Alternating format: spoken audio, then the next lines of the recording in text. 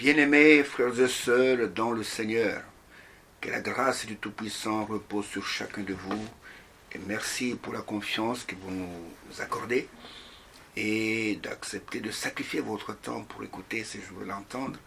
Parce que dans ces émissions, nous ne faisons pas la publicité d'une communauté, nous ne faisons pas la publicité d'un prédicateur ou d'un prophète. Mais dans ces émissions, nous vous annonçons le dernier message que Dieu a adressé aux nations avant que la fin puisse arriver et que l'Église épouse soit enlevée et que les saints puissent partir dans l'enlèvement et qu'ils puissent être dans la gloire. Ainsi, dans ces émissions, c'est la voix de Dieu dans ces derniers jours. Heureuse la personne qui peut reconnaître le son de la trompette, comme la Bible dit, et qui peut s'attacher à cela de tout son cœur, sachant que c'est une question de vie ou de mort. Ainsi, quelle que soit votre communauté, quelle que soit votre appartenance ethnique, quelle que soit votre coloration de peau, je vous dis simplement que Dieu vous aime. Et la preuve de ce qu'il vous aime, c'est qu'il permet que vous puissiez écouter la parole de Dieu révélée pour ces temps et au travers desquels il y a le sceau de Dieu qui va vous permettre d'aller dans l'enlèvement pour être avec le Seigneur pour l'éternité. Il n'y a pas de sceau de Dieu en dehors de ce message, de cette parole révélée pour ce temps. Vous devez écouter la parole révélée pour votre temps.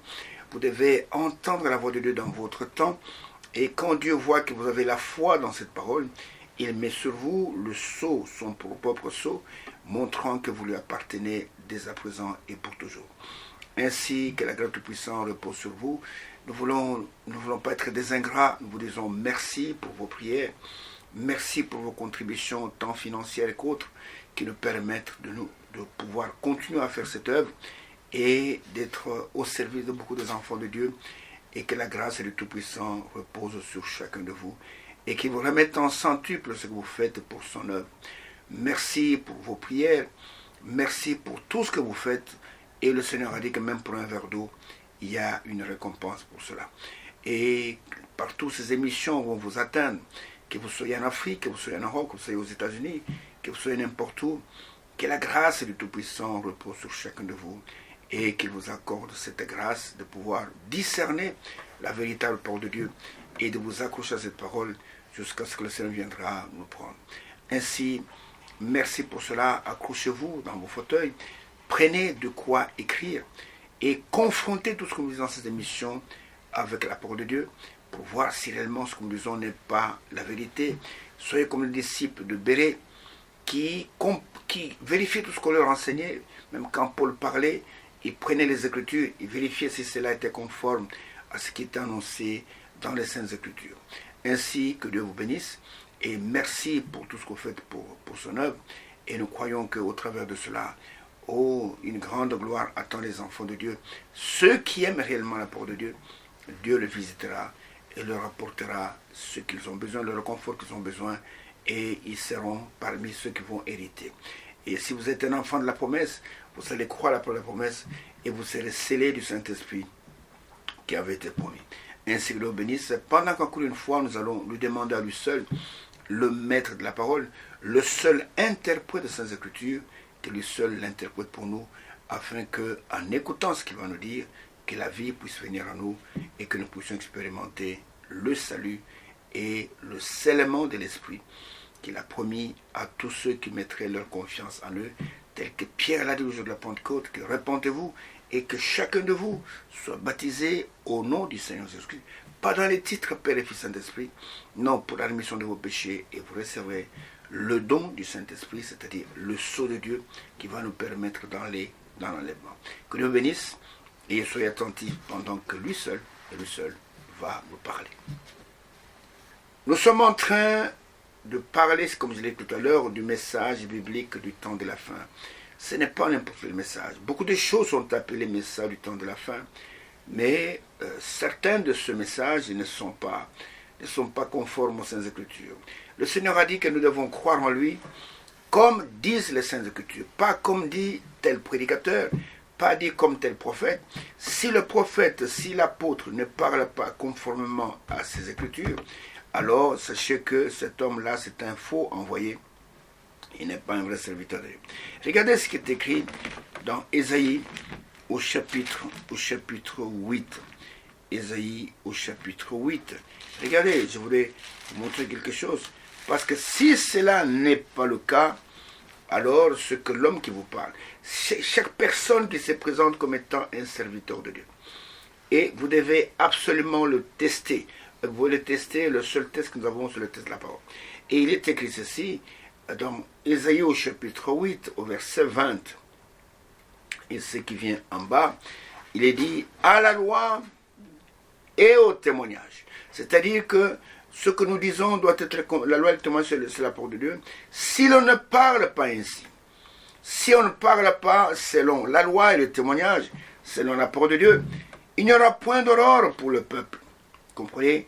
Il sera errant dans le pays, accablé et affamé, et quand il aura faim, il s'irritera, maudira son roi et son Dieu, et tournera les yeux en haut, puis il regardera vers la terre, et voici, il n'y aura que détresse, obscurité et de sombres angoisses. Il sera repoussé dans d'épaisses ténèbres. C'est-à-dire que si le prédicateur ne parle pas conformément à cette Bible, conformément à l'Ancien et le Nouveau Testament, il ne faut pas réciter l'Ancien Testament. L'Ancien Testament, ce sont des prophéties, et le Nouveau Testament, c'est l'accomplissement de ce qui avait été promis dans l'Ancien Testament. Si un homme se lève et vous dit, écoutez, je suis un envoyé de Dieu, qui ne parle pas selon la loi et le témoignage des Saintes Écritures, alors cet homme, c'est simplement un farceur, c'est simplement un aventurier, et il n'y aura pas d'aurore, il n'y aura pas de lumière pour le peuple. Et le peuple va continuer à marcher dans les ténèbres. C'est ce que nous voyons aujourd'hui avec beaucoup des églises, avec des soi-disant prédicateurs, qui ne sont pas des prédicateurs. Et ceux qui vont les écouter ne voient pas la lumière, mais ils demeurent dans les ténèbres. Et les ténèbres les plus épaisses, et les gens sont là, ils se demandent, bon, comment Dieu ne me parle pas, comment je ne vois pas la main de Dieu? Parce que tout simplement, tu es assis dans les ténèbres. Et il dit que si, à la loi, au témoignage, si l'on ne parle pas ainsi, il n'y aura pas d'aurore pour le peuple. Il n'y aura que d'épaisses ténèbres, il n'y aura que de l'angoisse. Mais au verset 23, il est écrit, mais les ténèbres ne régneront pas toujours. Vous comprenez? Et sur la terre, où il y a maintenant des angoisses, si les temps passés ont couvert d'opprobre le pays des Zabulon et le pays de Naphtali, ainsi de suite, les temps à venir couvriront de gloire la contrée de la mer, au-delà du Jourdain. Ça, cette écriture s'est accomplie quand vous allez dans Matthieu chapitre 4, du verset 12 au verset 14. Vous allez voir l'accomplissement de cette prophétie. C'est quand Jésus est venu et qu'il a commencé ce ministère que cette écriture s'est accomplie. Il est dit que le peuple qui était assis dans les ténèbres avait une grande lumière. Cette lumière, c'était Jésus. Jésus était la lumière du monde. Et il a dit dans Jean chapitre 8, au verset 12, « Je suis la lumière du monde. Celui qui me suit marchera dans la lumière. Il aura la lumière de la vie, pas n'importe quelle lumière. » Et nous voyons que quand le Seigneur a envoyé Paul, Saul de Tarse, pour pouvoir évangéliser, regardez le témoignage de Saul, qui était devenu l'apôtre Paul, dans Actes chapitre 26, et il témoigne de ce qui lui a été dit sur le chemin de Damas. Il est dit ceci, et il est dit au verset 15, « Je répondis, qui es-tu, Seigneur ?» Et le Seigneur dit, « Je suis Jésus que tu persécutes. Mais lève-toi et tiens-toi sur tes pieds, car je te suis apparu pour t'établir ministre et témoin des choses que tu as vues et de celles pour lesquelles je t'apparaîtrai. Je t'ai choisi du milieu de ce peuple et du milieu des païens vers qui je t'envoie, afin que tu leur ouvres les yeux, écoutez, pour qu'ils passent des ténèbres à la lumière, pas de demeure dans les ténèbres, de passer des ténèbres à la lumière, et de la puissance de Satan Dieu, pour qu'ils reçoivent par la foi en moi le pardon des péchés et l'héritage avec les sanctifiés. » C'est ainsi que nous sommes censés apporter la lumière au peuple. Et nous sommes en train de parler de l'unité, pas de n'importe quelle unité, mais de l'unité avec Dieu. Vous devez devenir un avec celui qui vous a appelé. Et pour demeurer, pour entrer dans cette unité, vous devez être en accord avec toute la parole de Dieu. Vous devez demeurer dans la parole de Dieu, et la parole de Dieu qui doit demeurer en vous, et Dieu doit venir sceller cette parole par le Saint-Esprit, Et de cette manière, votre unité avec celui qui vous a appelé et devient effective et devient réelle. C'est-à-dire, en ce moment-là, vous n'allez plus agir de vous-même, mais celui qui est en vous va vous conduire dans toute la vérité. Regardez beaucoup de gens qui disent être des serviteurs de Dieu. Mais leur enseignement et leur manière de se comporter n'est pas conforme à ce que la Bible dit. Vous comprenez? Vous voyez des gens qui vous disent être des serviteurs de Dieu, mais qui conduisent les gens dans l'idolâtrie, à adorer et des statues, à adorer parfois des hommes de Dieu, comme c'est le cas pour ceux qui adorent William Branham. Et vous voyez, il y a des choses comme ça. Mais écoutez-moi très bien. La parole de Dieu que nous sommes censés écouter. Écoutez-moi la manière d'agir de Dieu. La parole de Dieu exige de nous une séparation totale d'avec l'incrédulité. Tu ne peux pas être dans l'unité avec Dieu et être attaché aux choses impures, aux choses vouées par l'interdit et aux dogmes des hommes, au credo des hommes. Tu ne peux pas être dans l'unité avec Dieu. Vous devez absolument vous séparer de tout et vous devez absolument vous attacher uniquement à Christ. Et si tu es réellement dans l'unité avec Dieu, tu dois être attaché à Christ et que Christ, il est la parole. Christ n'est pas ce que les gens imaginent. Et il y en a qui pensent que c'est l'enfant éternel de Marie. Et il a toujours été comme ça. D'autres pensent à la deuxième personnalité de la Trinité. Non, Christ, c'est Dieu béni éternellement. Comme l'apôtre Paul l'a déclaré dans son épître aux Romains.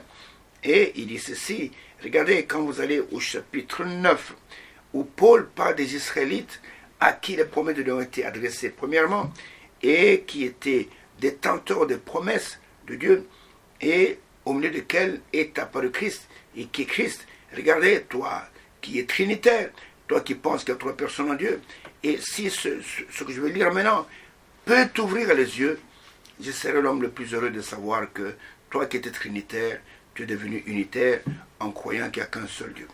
Et il dit ceci, il parle de ses frères, je pense seulement particulier. Je peux même commencer au verset premier. Il dit, je dis la vérité en Christ, et je ne mens point. Ma conscience m'en rend témoignage par le Saint-Esprit. Vous voyez, c'est par le Saint-Esprit. Car je voudrais moi-même être anathème et séparé, écoutez, être séparé de Christ pour mes frères, mes parents selon la chair, écoutez, qui sont israélites, à qui appartiennent l'adoption, la gloire, les alliances, la loi, le culte, les promesses et les patriarches de qui est issu, selon la chair, écoutez, le Christ. Qui est le Christ? Qui est au-dessus de toutes choses, écoutez, Dieu béni éternellement. Vous lisez bien avec moi, ça c'est le témoignage de ces Écritures. Christ, il est au-dessus de toutes choses. Il est Dieu, pas un petit Dieu. Non, Dieu avec majuscule, Dieu béni éternellement. Ce n'est pas la deuxième personne de la Trinité, parce qu'il n'y a pas de Trinité de personne en Dieu. Quand Jésus était né dans le champ de Bethléem, plutôt à Bethléem, quand l'ange est allé dans le champ de Bethléem et qu'il a rencontré les bergers, il a dit, je vous annonce une bonne nouvelle qui fera la joie de tout le peuple. Aujourd'hui, dans la ville de David, il vous est né un sauveur, qui est le Christ, qui est le Seigneur. Et quand vous allez dans l'Ancien Testament, le sauveur c'est Jéhovah, c'est Yahweh. Il n'y avait pas d'autre sauveur. Il a dit dans Ésaïe 43, verset 11, c'est moi qui suis l'Éternel, et à part moi, il n'y a point de sauveur. Dans tout l'Ancien Testament, le grand Yahweh se présente comme étant l'unique sauveur. Et dans tout l'Ancien Testament, le Seigneur, comme dans le Nouveau Testament, le Seigneur c'est le grand Yahweh. Et dans le Nouveau Testament, celui qui est appelé Seigneur, c'est l'équivalent de l'Éternel dans l'Ancien Testament. Et il est dit, il vous est né aujourd'hui dans la vie de David, un sauveur qui est le Christ, qui est le Seigneur. Donc Christ ici, c'est Dieu béni éternellement. C'est pourquoi dans notre union, dans notre unité, nous devons être unis à lui. Mais pour être unis à lui, il faut en avoir aussi la révélation. Et beaucoup de gens n'ont pas la révélation de qui est le Fils. Parce que c'est le Fils qui est le Christ. Ils ne savent pas qui est le Fils. C'est pourquoi la Bible dit que personne ne peut dire que Jésus est Seigneur si ce n'est par le Saint-Esprit. 1 Corinthiens chapitre 12, verset 3. Voilà ce que la Bible déclare. Personne ne peut reconnaître, quand vous appelez Christ le Seigneur, sans savoir de quoi vous parlez, vous êtes simplement un perroquet. Vous devez recevoir la révélation. Écoutez, il est dit ici, au verset 3, c'est pourquoi je vous déclare que personne, s'il parle pas l'Esprit avec majuscule de Dieu, ne dit Jésus est un anathème, et que personne ne peut dire Jésus est le Seigneur si ce n'est par le Saint-Esprit. Quand vous recevez la révélation de qui est Jésus, oh là là, vous êtes l'homme le plus heureux. Regardez dans Matthieu chapitre 16, à partir du verset 13 jusqu'au verset 18, Jésus pose la question, qui dit-on de moi, le Fils de l'homme? Et ils ont donné beaucoup de versions de ce qui se raconte parmi le peuple. Il y en a qui disent que tu es Jean-Baptiste, d'autres qui disent que tu es Jérémie, tu es ou l'un des prophètes. Il dit, mais pour vous qui me suivez, qui suis-je pour vous? Et la Pierre lève la main, il dit, Seigneur, moi je sais que tu es le Christ, le Fils du Dieu vivant. Vous entendez? Tu es le Christ, le Fils du Dieu vivant. Et Jésus lui dit, tu es heureux, Simon, fils de Jonas, car ce que tu viens de dire, ce n'est pas la chair et le sang qui te l'ont révélé, ce n'est pas la théologie, ce n'est pas les enseignements des hommes, mais c'est mon Père qui est dans les cieux qui t'a révélé cela. Et moi je te dis que tu es Pierre, Céphas, et que sur ce roc, Pétra, la pierre, moi, Jésus, je bâtirai mon église, et que même les portes du séjour de mort ne peuvent retomber point contre elle, ça ne peut pas tenir contre elle. Et c'est une église éternelle, c'est une église formée des gens qui ont la vie éternelle, c'est une église qui est formée des gens qui ont la révélation de qui est Christ, qui est Jésus, et ce n'est pas des gens qui sont embrouillés dans la Sainte Trinité. Non, la Sainte Trinité vient de Babylone. Et Babylone signifie la confusion, mais c'est la révélation. Personne ne peut savoir qui est le Fils si le Père ne lui révèle pas. Aucune étude de théologie ne vous révélera qui est Jésus. Et nous voyons que beaucoup sont dans cette condition-là et ils ne savent pas. Mais dans ce problème de l'unité, vous devez parvenir à devenir un avec Christ.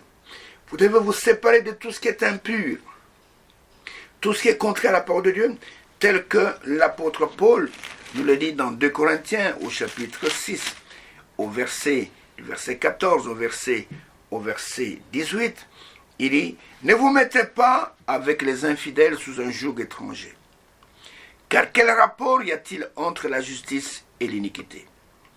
Ou qu'y a-t-il de commun entre la lumière et les ténèbres? Ce n'est pas possible qu'il y ait la communion entre ces deux-là. Quel accord y a-t-il entre Christ et Bélial? Ou quelle part a le fidèle avec l'infidèle? Quel rapport y a-t-il entre le temple de Dieu que nous sommes, parce que l'Esprit habite en nous, et les idoles? Car nous sommes le temple du Dieu vivant. Comme Dieu l'a dit, j'habiterai et je marcherai au milieu d'eux. Je serai leur Dieu et ils seront mon peuple. Écoutez maintenant la conclusion, l'heure qu'il nous a donnée. C'est pourquoi, sortez du milieu d'eux et séparez-vous, dit le Seigneur. Pas de communion possible. Et ne touchez pas ce qui est impur, et je vous accueillerai. Je serai pour vous un père, et vous serez pour moi des fils et des filles, dit le Seigneur Tout-Puissant. Vous serez en communion avec moi. Vous serez dans l'unité avec moi. Mais pour cela, séparez-vous et ne touchez pas à ce qui est impur. Si tu veux la communion, si tu veux être en ordre avec Dieu, être en unité avec lui, séparez-vous de tout ce qui est impur. Ne touchez pas ce qui est impur. Et Dieu dit, moi-même je vais vous accueillir et vous serez pour moi des fils et des filles, dit le Seigneur Tout-Puissant. Vous comprenez? Et il est écrit même au chapitre 7, le verset 1er, il dit, ayant donc de telles promesses, la promesse de l'unité avec le Père, bien-aimés, purifions-nous de toute souillure de la chair et de l'esprit, en achevant notre sanctification dans la crainte de Dieu. Vous devez vous séparer de tout. Vous séparer de ce qui est contraire à la parole de Dieu. Et les dénominations elles sont contraires à la parole de Dieu. Vous devez vous séparer de toutes les organisations des hommes. Vous devez vous séparer de tout ce qui est d'inspiration humaine. Parce que Dieu n'est pas dans ces choses-là. Et vous devez venir à Christ et être en harmonie avec lui. Et Christ doit habiter en vous. Comme Paul disait, ce n'est plus moi qui vis, mais c'est Christ qui vit en moi. Et vous devez expérimenter cette habitation de Dieu, donc de Dieu en esprit, qui vient habiter en vous par le Saint-Esprit. Et là, vous êtes en communion, vous êtes en unité avec lui. Et en ce moment-là, les sentiments qui étaient en Christ viennent habiter en vous. En dehors de cela, il n'y a pas d'unité. Il y a des semblants d'unité, mais qui sont des fausses unités, qui vous unissent à une communauté faite de main d'homme, qui fait de vous un membre de cette communauté, et vous habillez de l'uniforme de cette communauté, et vous restez des credos de cette communauté. Et regardez, c'est que Paul dit dans son épître aux Galates, et au chapitre 1er de Galates, regardez ce qu'il dit à partir du verset 12, verset 10 jusqu'au verset 12. Et il dit ceci, il dit, et maintenant, est-ce la faveur des hommes que je désire, ou celle de Dieu? Est-ce que je cherche à plaire aux hommes? Si je plaisais encore aux hommes, je ne serais pas serviteur de Christ. Je vous déclare, frère, que l'évangile qui est annoncé par moi n'est pas de l'homme. Vous entendez? N'est pas de l'homme. Écoutez, car je ne l'ai ni reçu, ni appris d'un homme, mais par une révélation de Jésus-Christ. Vous voyez la manière d'agir de Dieu? Je l'ai reçu par une révélation de Jésus-Christ. Et quand vous la recevez, et que cet évangile vient habiter en vous, comme ça avait dit à ceux qui le suivaient, que si vous demeurez dans ma parole, et que ma parole demeure en vous, vous êtes réellement mes disciples, vous connaîtrez la vérité, et la vérité vous affranchira. Et parfois, nous constatons des gens qui sont tellement embrouillés par Satan, et la chose la plus terrible, c'est que, étant embrouillés, étant dans la séduction, ils croient qu'ils ont Dieu. Ils croient qu'ils marchent avec Dieu. Comme j'ai vu une femme quelque part, et c'était quelque part dans une banque, en train de causer. C'était un débat houleux entre femmes, et en train de parler là, et il y en a une qui voulait justifier les messes des morts, et que du côté c'est normal qu'on puisse prier pour les morts. Et j'étais abasourdi, et il prend comme exemple, regardez, Jésus est allé prier à la tombe de Lazare. Ah bon? Et Jésus a prié pour l'enfant de la veuve de Naïn. Mais j'ai compris que cette femme, elle était simplement désaxée quelque part. Elle ne comprenait pas les Saintes Écritures. Jésus n'est pas allé à la tombe de Lazare pour prier pour des morts. Non, il est allé pour les ressusciter, pour que Lazare puisse revenir. Et quand il a rencontré la veuve de Naïn, il n'est pas allé là-bas pour prier, comme il faisait de messe de mort. Oh Seigneur, accepte ton fils, c'est pas dans ton royaume. Non, Jésus est venu pour manifester les œuvres du Père, et afin que toute la gloire revienne au Père. Et quand vous voyez des gens comme ça, ils prennent une écriture, ils la comprennent de travers. C'est comme il y a des gens qui prennent, c'est pas moi, là où il est parlé du voile de la femme, et eux ils comprennent que le voile de la femme c'est un foulard sur la tête. Alors que la Bible ne parle même pas de foulard. Et vous comprenez, le voile qui a été donné à la femme, c'est sa chevelure. Mais ils sont incapables de comprendre ça. Alors ils donnent des instructions dans leur église. Écoutez, toutes les femmes qui prient, la tête non voilée, et pour eux le voile là, c'est le mouchoir de tête. Vous trouvez des femmes là-bas, elles vont là-bas, elles se lient bien la tête là, et c'est pour obéir à la parole de Dieu. Tout simplement parce qu'ils ont mal compris les Saintes Écritures. Le voile qui a été donné à la femme, et la femme ne peut pas prier la tête non couverte, c'est sa chevelure. Et c'est pour cela que la femme ne peut pas couper ses cheveux. Vous comprenez? Et pour comprendre ça, il faut le Saint-Esprit. C'est pourquoi nous sommes heureux d'avoir reçu un homme mandaté de Dieu, un prophète dans cet âge, et qui nous a enseigné exactement la voie du Seigneur. Vous comprenez? Qui nous a ramené aux Saintes Écritures. Alors quand Dieu devient en vous, alors vous avez les sentiments qui étaient en Christ. Quand vous allez avec moi dans Philippiens au chapitre 2, je prends simplement le verset 5. Philippiens chapitre 2, le verset 5. Et voilà ce que nous a dit, c'est un seul verset. Il nous a dit, ayez en vous les sentiments qui étaient en Jésus-Christ. C'est un ordre. Et pour avoir ce sentiment, vous devez naître de sa sémence. Il faut que ce sentiment soit en vous, que vous ayez les mêmes désirs que lui avait, et que vous soyez identifié à Christ. Et toujours dans Philippiens, quand vous allez au chapitre 4, du verset 4 au verset 7, écoutez ce qui était dit, et à propos de ceux qui doivent être en Christ, il est dit, réjouissez-vous toujours dans le Seigneur. Je le répète, c'est Paul qui dit, réjouissez-vous. Que votre douceur soit connue de tous les hommes. Le Seigneur est proche. Ne vous inquiétez de rien, mais en toutes choses, faites connaître vos besoins à Dieu par des prières et des supplications avec des actions de grâce. Et la paix de Dieu, que surpasse toute intelligence, gardera vos cœurs et vos pensées en Jésus-Christ. Comprenez? Réjouissez-vous toujours dans le Seigneur. Et la paix de Dieu, qui surpasse toute intelligence, gardera vos cœurs et vos pensées en Jésus-Christ. Et si sa pensée est en vous, vous reconnaîtrez chaque parole qu'il a prononcée, qu'il a écrite, et laquelle est l'unique vérité. Il n'y a pas de vérité. Il n'y a qu'une seule vérité. Et si sa pensée est en vous, vous allez reconnaître chaque parole qu'il a écrite dans ce livre et chaque parole qu'il a prononcée. Et vous allez reconnaître que sa parole et sa parole seule est la vérité. Il n'y a pas de vérité. Et il n'y a pas une vérité selon telle communauté. Il n'y a pas une vérité selon l'autre communauté. Il n'y a qu'une seule vérité.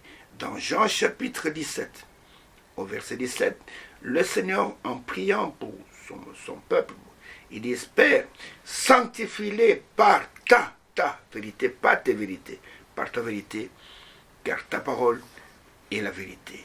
Et dans Jean chapitre 14, verset 6, il a dit à Thomas, qu'il demandait, Seigneur, montre-nous le chemin, il ne sait pas où tu vas. Il dit, Thomas, je suis le chemin, je suis la vérité, je suis la vie. Nul ne peut venir au Père que par moi. Vous comprenez? La vérité, non seulement c'est la parole de Dieu, la vérité c'est Dieu lui-même, mais la vérité c'est une personne. La vérité c'est le Seigneur Jésus-Christ. Et quand sa pensée habite en nous, par son esprit, nous sommes capables d'identifier chaque parole de Dieu qui est écrite dans cette Bible et d'obéir. Regardez aujourd'hui, il y a des gens qui peuvent déclarer qu'ils ont le Saint-Esprit, mais qui rejettent le véritable baptême qui est au nom du Seigneur Jésus. Qui vous disent, écoutez, entre Pierre et Jésus, moi je préfère prendre ce que Jésus a dit, parce que Jésus il est de loin supérieur à Pierre. Et Jésus a dit dans Matthieu chapitre 28, verset 19, allez par tout le monde et prêchez la bonne nouvelle et baptisez-les au nom du Père, du Fils et du Saint-Esprit. Et voici, je suis avec vous jusqu'à la fin du mois. Il dit, écoutez, je préfère prendre ça, c'est Jésus qui a dit. Mais dans Actes chapitre 2, le jour de la Pentecôte, verset 37 au verset 39, c'est le même Jésus, sous la forme de l'Esprit, qui parle au travers de Pierre. Maintenant, je me pose la question, y a-t-il une contradiction entre ce que Jésus a dit et ce que Pierre a dit? Je vous dis non. Ils ont tous les deux dit exactement la même chose.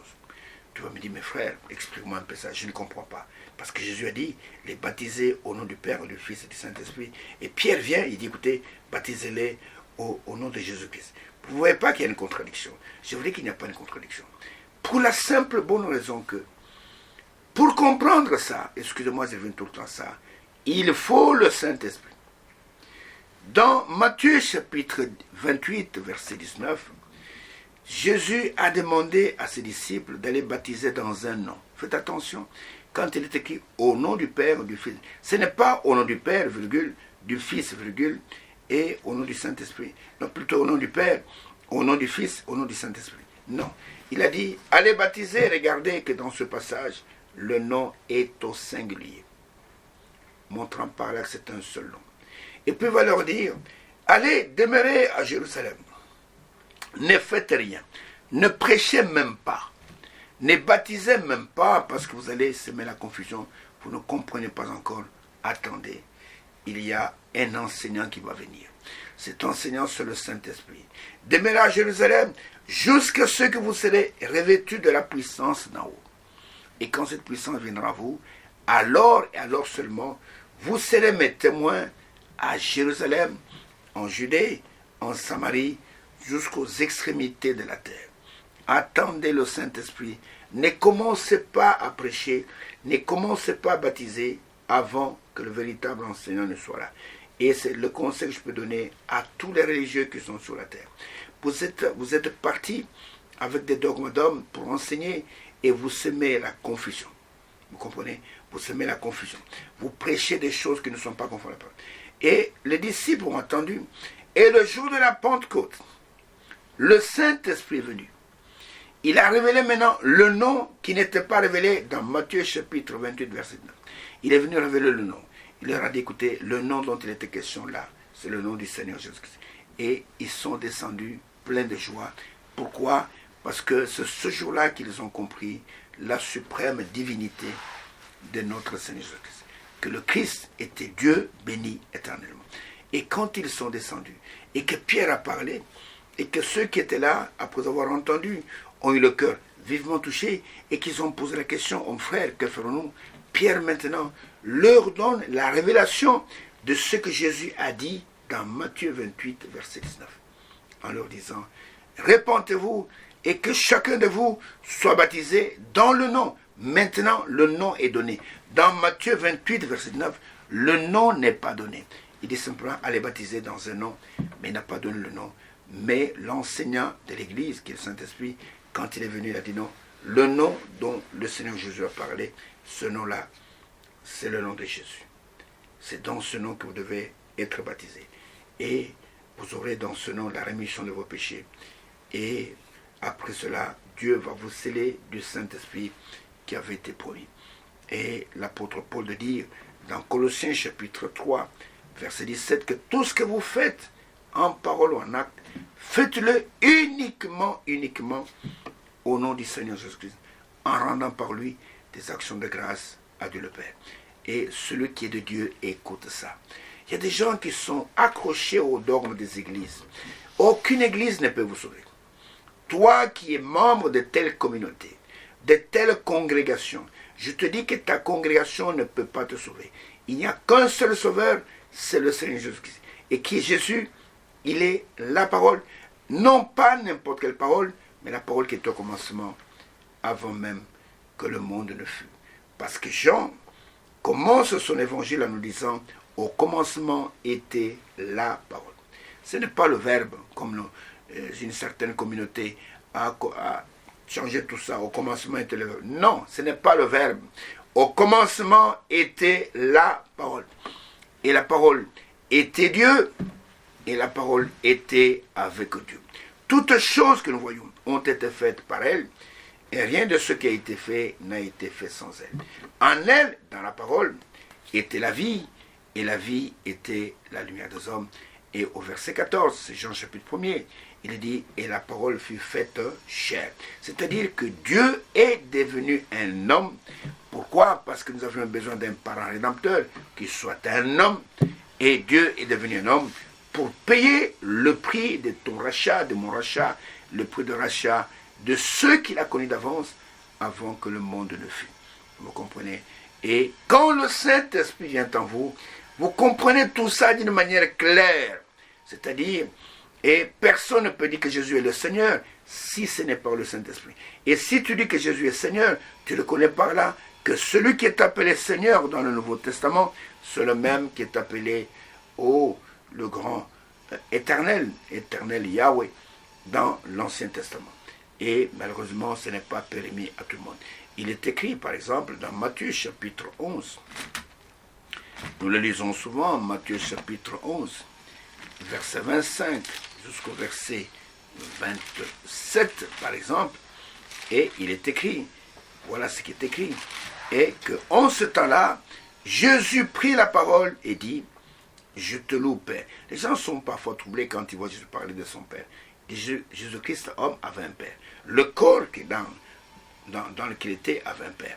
Je te loue, Père, Seigneur du ciel et de la terre. Vous voyez, Donc ce Père, il est Seigneur du ciel et de la terre. Et dans Éphésiens, au chapitre 4, il est écrit, il y a un seul Seigneur et un seul Dieu. Il n'y a pas de Seigneur. Il dit, je te loue, Père, Seigneur du ciel et de la terre, de ceux que tu as caché ces choses aux sages et aux intelligents, et de ceux que tu les as révélés. C'est un point de révélation aux enfants. Oui, Père, je te loue de ce que tu l'as voulu ainsi. Écoutez maintenant le verset qui suit. Toutes choses m'ont été données par mon Père, et personne ne connaît le Fils. Vous entendez? Personne ne connaît le Fils, pas un théologien, pas un séminariste. Personne ne connaît le Fils, si ce n'est le Père. Personne non plus ne connaît le Père, si c'est le Fils, et celui à qui le Fils veut le révéler. Vous comprenez? Et quand le Saint-Esprit vient habiter en vous, le plan de la rédemption devient clair. Vous comprenez bien les choses.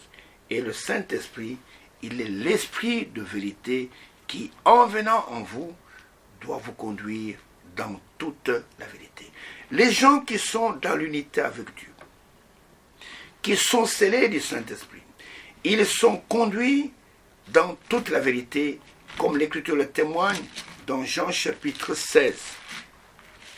L'Évangile selon Jean au chapitre 16.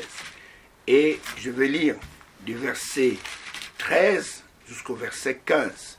Et voilà ce qui est dit dans Jean chapitre 16. Et chapitre 16 du verset 13 au verset 5. Et ici, le Seigneur annonce la venue du Consolateur, la venue du Saint-Esprit. Et je voudrais que vous tous qui déclarez avoir le Saint-Esprit, que vous comparez à cette écriture, et dites-moi si réellement vous avez le Saint-Esprit. Le Saint-Esprit n'est pas l'esprit de l'erreur. Le Saint-Esprit, il est l'esprit de la vérité. Et il est écrit au verset 13, « Quand le Consolateur sera venu, l'esprit non pas du mensonge mais de vérité, il vous conduira dans toute la vérité. Car il ne parlera pas de lui-même, mais il dira tout ce qu'il aura entendu et il vous annoncera les choses à venir. Il me glorifiera. Il ne va pas glorifier la communauté faite de main d'homme. Il va glorifier Jésus parce qu'il prendra de ce qui est à moi et vous l'annoncera. Tout ce que le Père a est à moi. C'est pourquoi je dis qu'il prend de ce qui est à moi et qu'il vous l'annoncera. Le Saint-Esprit en vous ne peut témoigner que de la vérité, parce qu'il est l'Esprit de vérité. Et le Saint-Esprit en vous ne peut glorifier qu'une seule personne, c'est le Seigneur Jésus-Christ. Il me glorifiera, c'est Jésus qui dit ça. Et quand vous voyez quelqu'un dire qu'il a le Saint-Esprit, en train de glorifier un homme qui est sur la terre, il est en train de vanter pour certains, j'ai vu même sur les réseaux sociaux aussi, ça fait un tapage au Branham-Ourien. Cette personne-là n'a même pas le Saint-Esprit. Ou quelqu'un qui déclare, comme on a entendu ces derniers temps, que j'aime Branham plus que Dieu. Cet homme n'a pas le Saint-Esprit. Vous ne perdez pas votre temps à faire de débat avec lui. Ne perdez pas votre temps à lui envoyer des messages. Il montre simplement qu'il n'a pas le Saint-Esprit. Parce que le Saint-Esprit dans l'homme fera que la personne va aimer. Elle va aimer le Seigneur Jésus-Christ au-delà de toute personne. Vous comprenez? Et quand quelqu'un vous dit ça, le Seigneur m'a dit que si quelqu'un préfère son père ou sa mère, qu'il préfère, et je ne sais pas moi, son prophète qu'il préfère, et je ne sais pas, qui voulait sa femme, et même sa propre vie, mais cette personne n'est même pas digne d'être mon disciple. Vous comprenez? Il n'est même pas digne d'être appelé mon disciple. Regardez le témoignage des Saintes Écritures. Quand vous allez dans Luc au chapitre 14, je prends simplement le verset 26, parce que la parole de Dieu, c'est notre absolu. Et la parole de Dieu, elle met fin à tous nos différends. On peut débattre d'un problème, mais quand la parole de Dieu tranche, nous devons cesser tout débat et toute dispute. Il est dit ceci, si quelqu'un vient à moi, c'est Jésus qui parle, sans me préférer à son père, à sa mère, à sa femme, à ses enfants, à ses frères, à ses sœurs, et même à sa propre vie, il ne peut être mon disciple. Et moi, je peux ajouter, si quelqu'un vient à moi, et sans, comment il veut dire, sans me préférer, à son prédicateur, à son ministre chéri, c'est pas moi, à son pasteur, et à son évangéliste, à son prophète, cet homme-là n'est pas digne d'être disciple de Jésus. Et l'évangile est venu pour que nous puissions faire des disciples, non pas nos propres prosélytes, mais que nous puissions faire des disciples pour Jésus. Allez dans le monde entier, prêchez la bonne nouvelle et faites des disciples. De monde entier qui deviennent mes disciples à moi. C'est ce que Jésus dit. Alors c'est ainsi que si l'Esprit de Dieu est en vous, et cela va vous faire de telle sorte que vous allez rendre témoignage à la vérité. Non seulement vous allez rendre témoignage à la vérité, les signes scripturaires vont vous accompagner. Parce que le Saint-Esprit, ce n'est pas un esprit seulement de blabla. Il faut que votre vie soit identifiée à cette parole. Et c'est pourquoi le Seigneur a dit, dans Actes au chapitre 1er, au verset 8, regardez ce qu'il a dit à ses disciples, en leur disant de rester à Jérusalem. Il leur dit ceci, Acte 1er, verset 8, il dit, mais vous recevrez une puissance, le Saint-Esprit, survenant sur vous, et vous serez mes témoins, les témoins de la parole de Dieu, à Jérusalem, dans toute la Judée, dans la Samarie, et jusqu'aux extrémités de la terre. C'est ce que nous devons, si nous avons le Saint-Esprit n'est pas témoin des fausses doctrines. Le Saint-Esprit ne prêchera jamais que Jésus est déjà venu maintenant. Et c'est pas moi, nous sommes déjà enlevés quand nous sommes sur la terre. Quand vous voyez quelqu'un prêcher ça, il n'a pas le Saint-Esprit. Le Saint-Esprit ne prêchera pas que voici les révélations de cet tonnerre, alors que les révélations, même le prophète a dit que Dieu n'a pas permis que cela soit révélé, parce qu'il y a des choses là-dedans qui doivent rester un secret absolu jusqu'au retour du Seigneur. Le Saint-Esprit ne peut pas te conduire en dehors de cette écriture. Et le Saint-Esprit avait dit à Jean sur les Patmos que ce que tu vois, écris-les et envoie-les aux 7 églises qui sont en Asie. Et donc, quand il a voulu écrire ce qu'on dit les 7 tonnerres, on dit n'écris pas, cela n'est pas destiné à l'église. Quand quelqu'un se lève maintenant, il dit que j'ai la révélation de ce qu'on dit les 7 tonnerres, c'est contraire aux Saintes Écritures, cet homme n'a pas le Saint-Esprit. N'ayez pas peur de lui.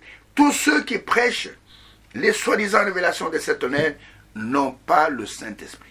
S'ils avaient le Saint-Esprit les conduit dans toute la vérité, ils allaient savoir que c'est un secret absolu, comme le prophète l'a dit, et ils allaient se taire. Là où la Bible se tait, ils allaient se taire. La Bible parle, ils vont parler. Et nous voyons que beaucoup n'ont pas cette grâce-là d'être conduits par le Saint-Esprit. Regardez même aujourd'hui, les gens lisent la Bible, et quand ils se mettent à parler, ils disent autre chose. J'ai vu encore un autre qui se met debout là-bas, qui écoutait Branham et le chemin, la vérité, la vie. C'est de la folie. Donc nous voyons maintenant que ces gens-là, comme ils ne sont pas attachés à la vérité, et comme ils sont corrompus d'entendement, comme le dit 2 Timothée chapitre 3, alors ils s'opposent à la vérité, étant corrompus d'entendement, et la Bible dit que leur folie sera manifeste. Et je peux vous dire ceci, mes bien-aimés frères, mes bien-aimées sœurs, cela peut sembler comme étant une confusion sur la terre. Mais je peux vous dire que pendant que le monde se corrompt, pendant que la terre se disloque, et que les systèmes se disloquent, et que les gens, vous trouvez même, j'ai même entendu hier, avant-hier à la télévision, et on parlait de l'église catholique flamande en Belgique, et qui est en train d'organiser des cérémonies de bénédiction et des mariages homosexuels. Nous sommes à la fin. Nous sommes à la fin. Et aucun homme qui a le Saint-Esprit ne peut agréer l'homosexualité. Pourquoi? Parce que la Bible condamne l'homosexualité. Dieu dit c'est une abomination. Et quelqu'un qui a le Saint-Esprit ne peut pas dire Amen à quelque chose qui est une abomination. Alors vous voyez simplement que les gens sont devenus fous. Mais pendant que le monde se disloque, écoutez-moi bien, Dieu est en train d'unir son Église. Et il prend un par-ci, un par-là, et les regroupant dans le seul lieu d'adoration qui est en Christ, il les unit à lui-même. Vous comprenez, nous sommes en train d'être unis à lui, à Dieu, non pas et à une congrégation quelconque. Regardez, quand Jésus a parlé de ce qui va se passer au temps de la fin, et en disant, et les disciples posaient la question, mais cela va se passer où? Et dans Matthieu chapitre 24, et regardez ce qui est écrit, oh ces paroles merveilleuses. Dieu est en train d'unir des individus individuellement à lui-même et non pas à des communautés prédominantes. Dans Matthieu chapitre 24, pendant qu'il parle des signes qui vont arriver au temps de la fin, et on lui pose la question par ses disciples, et où est-ce que tout cela va se passer? Et où est-ce que tout cela va se passer? Et il leur dit, écoutez, parce qu'il va s'élever, et des faux Christ, et des faux rois, c'est vrai qu'ils seront là, ils vont faire beaucoup de miracles, si c'est possible. Et donc, si vous voulez savoir où cela va se passer, ce lieu de rassemblement, ce lieu dans lequel l'unité parfaite sera, comment je vais dire, accomplie.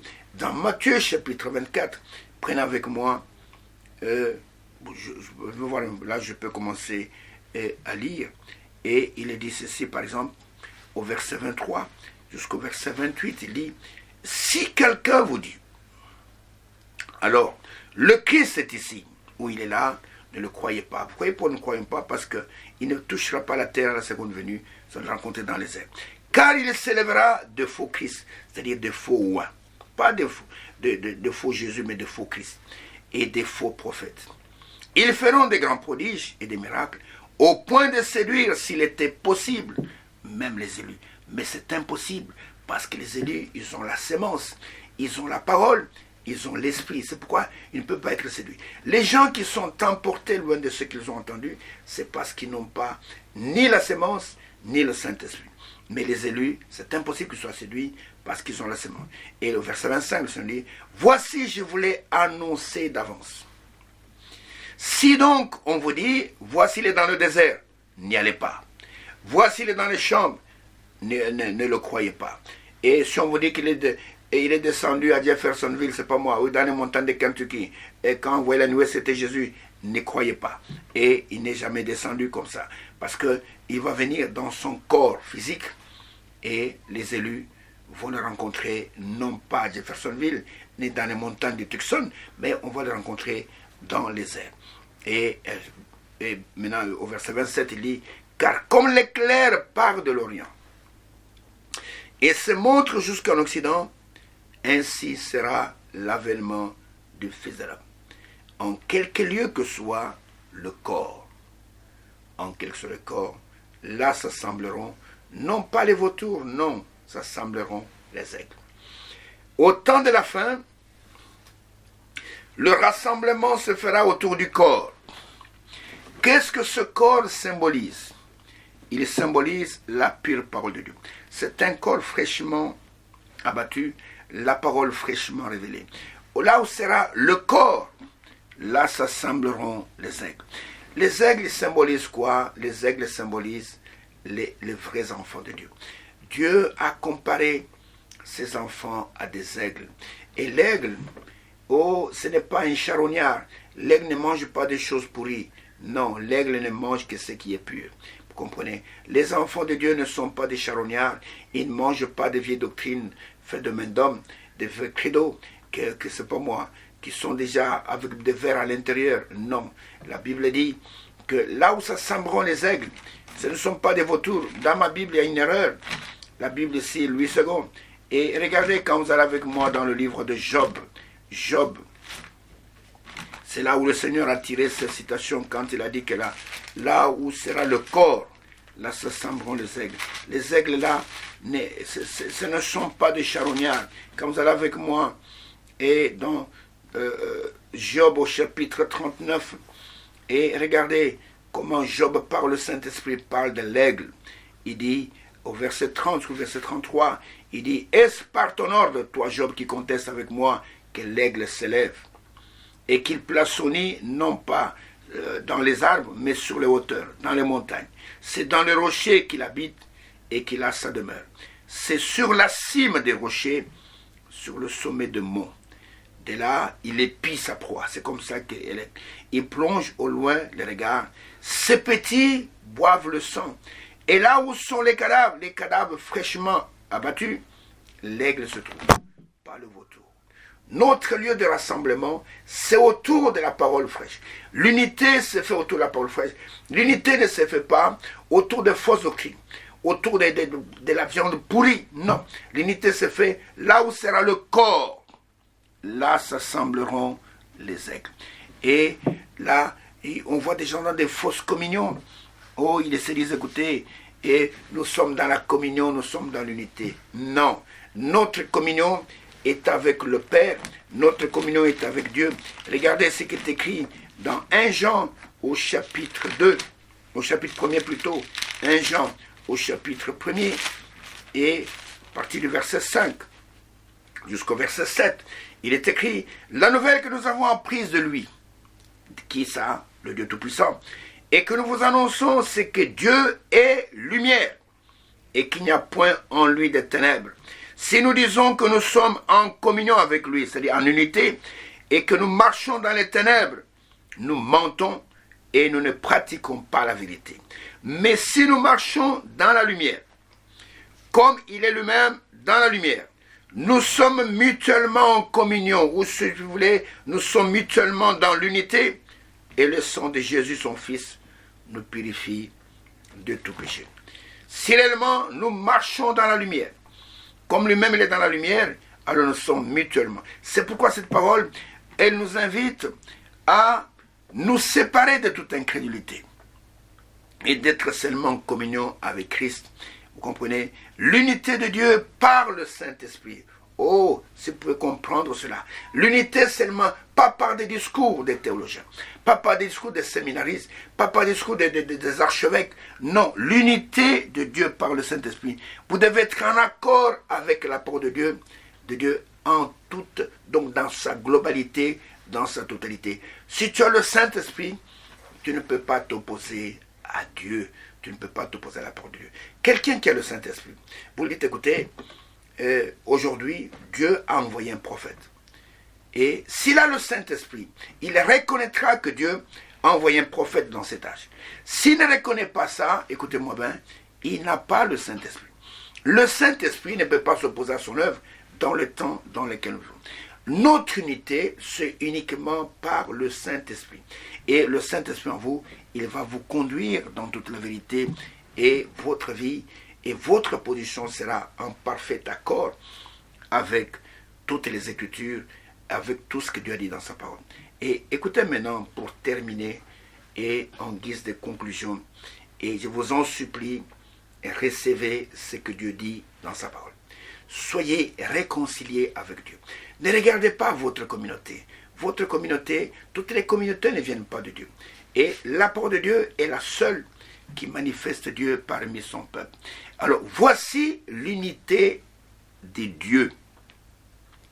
Écoutez-moi très bien, je vais le répéter lentement. Voici l'unité de Dieu. C'est donc l'unité de Dieu, c'est lorsque l'esprit que vous avez s'accorde avec cette parole et manifeste cette parole et transforme cette parole en puissance, afin qu'elle agisse de la même manière qu'autrefois. Témoignant, écoutez, que Jésus-Christ est le même hier, aujourd'hui et pour toujours. Vous êtes dans l'unité lorsque l'esprit qui est en vous s'accorde avec cette parole en tout point de vue, elle ne s'oppose pas, écoutez, et transforme cette parole en puissance en vous, afin qu'elle agisse de la même manière et qu'elle a agi autrefois, prouvant en vous que Christ, Jésus-Christ, Hébreux 13, 8, est le même hier, aujourd'hui et pour toujours. Si l'esprit qui est en vous vous dit que non, aujourd'hui, il n'y a pas de prophète, c'est un faux esprit. Si l'esprit qui est en vous vous dit qu'aujourd'hui, il n'y a pas de miracle, c'était du temps des apôtres, ce n'est pas le Saint-Esprit. Le Saint-Esprit en vous va s'accorder avec chaque parole de Dieu, avec chaque promesse, et le Saint-Esprit en vous reconnaîtra que Jésus-Christ est le même hier, aujourd'hui et pour toujours.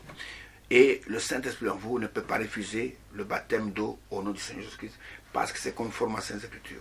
Le Saint-Esprit en vous ne peut pas revenir, ne peut pas rejeter le baptême du Saint-Esprit, parce que l'apôtre Pierre a dit que cette promesse est pour vous, pour vos enfants, pour tous ceux qui sont au loin, en aussi grand nombre, que le Seigneur notre Dieu les appellera, et quand qu'il les appellera, et qu'il va vous sceller du Saint-Esprit qui avait été promis.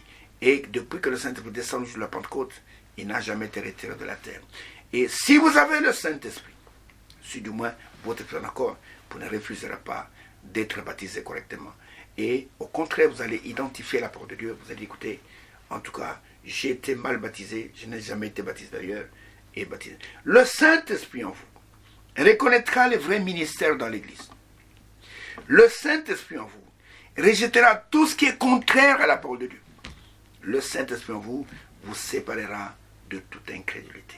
Le Saint-Esprit en vous, il vous conduira dans toute la vérité. Vous ne croirez que ce qui est manifesté dans la parole de Dieu. Vous ne croirez pas les dogmes faits de main d'homme. Vous ne serez pas devant des hommes qui racontent n'importe quoi et soi-disant au nom du message. Oh frère, le Saint-Esprit en vous. Je suis très heureux que je suis taxé dans certains milieux du message, que je suis, frère Valentin, c'est un bibliste. Oh, gloire à Dieu que je suis un bibliste. Je suis très content de savoir que ce que je prêche est conforme aux Saintes Écritures. Vous comprenez? Et Dieu confirme cela par des signes, par des prodiges, que réellement, nous sommes dans la vérité. Le Saint-Esprit en vous reconnaîtra chaque promesse de Dieu promise pour cette heure. Le Saint-Esprit en vous, oh frère, reconnaîtra que Dieu a, après le départ du prophète à la maison, Dieu a pourvu d'un ministère de docteur, oh, qui doit distribuer la nourriture, et surtout aux serviteurs de Dieu, aux compagnons de service, il reconnaîtra ça, il croira ça. Si ce n'est pas le cas, je vous dis que vous n'avez pas le Saint-Esprit. Si vous ne reconnaissez pas la continuité de l'œuvre aujourd'hui, et avec qui travaillent, je ne vous parle pas des gens qui se déclarent eux-mêmes être la continuité de l'œuvre, sans aucune confirmation. Et ils sont champions en fausse doctrine. Et que je suis le... Quel est le mot? La relève, voilà, sur la relève. Montre-moi dans les Saintes Écritures quelle est l'écriture qui appuie ce que tu dis là. Il n'en a pas. Mais ce sont des slogans blabla. Mais nous avons sur la terre quelqu'un à qui Dieu a donné une écriture. Et cette écriture est là. Il dit, mon serviteur, je t'ai établi selon Matthieu chapitre 24, verset 45-47, pour que tu te tiennes là-bas, que tu aies la nourriture. Et cet homme, cette écriture a été donnée du vivant du prophète. Et le prophète a confirmé que c'était bien, bel et bien cela. Il n'y a que des incrédules pour rejeter cela. Quiconque rejette ça, écoutez, il n'a pas le Saint-Esprit. Et il ne sera pas dans l'enlèvement. Et ça, c'est ainsi dit le Seigneur. Et vous pouvez contester cela, mais vous le verrez. Et quand vous le verrez, qu'il sera trop tard. Et c'est comme l'homme riche là, dans le séjour de mort. Il gémissait là-bas. Et vous vous souviendrez de ce que votre frère Valentin a dit. Vous direz, en tout cas, le frère avait raison. Et le Saint-Esprit en vous, il reconnaîtra la continuité de l'œuvre. Regardez, les gens qui ont reconnu Jean-Baptiste comme étant le serviteur de Dieu, ils n'ont pas de difficulté pour reconnaître le ministère de Jésus. Ils ont cru en Jésus. Vous comprenez? Comme Apollos et les autres. Comprenez? Et ceux qui ont reconnu le ministère de Jésus, ils ont reconnu le ministère des apôtres. Vous comprenez? Et ceux qui ont reconnu le ministère des apôtres, ils ont reconnu le ministère de ceux qui ont été appelés après les apôtres. Vous comprenez? Et nous, nous sommes dans la lignée des apôtres de Jésus-Christ. Celui qui a le Saint-Esprit, écoutez, il nous écoute. Et celui qui ne nous écoute pas, il n'est pas de Dieu. Je termine par cette écriture. Écoutez, dans 1 Jean au chapitre 4, et que cela puisse être, une méditation pour vous, il est écrit ceci, au verset 5, au verset 6, il est dit, eux, ils sont du monde, c'est pourquoi ils parlent d'après le monde, et le monde les écoute. Nous sommes de Dieu. Celui qui connaît Dieu nous écoute. Celui qui n'est pas de Dieu ne nous écoute pas. C'est par là que nous connaissons l'esprit de la vérité et l'esprit de l'erreur. Celui qui est de la vérité nous écoutera. Celui qui n'est pas de la vérité ne nous écoutera pas. Que Dieu bénisse et qu'il vous accorde seulement des choses les meilleures. Et je ne dis pas cela pour me vanter quoi que ce soit, mais je vous dis la vérité. Celui qui est de Dieu, il reconnaîtra que ce que je vous dis, c'est la vérité. Que Dieu bénisse. Je vous donne rendez-vous à l'émission prochaine.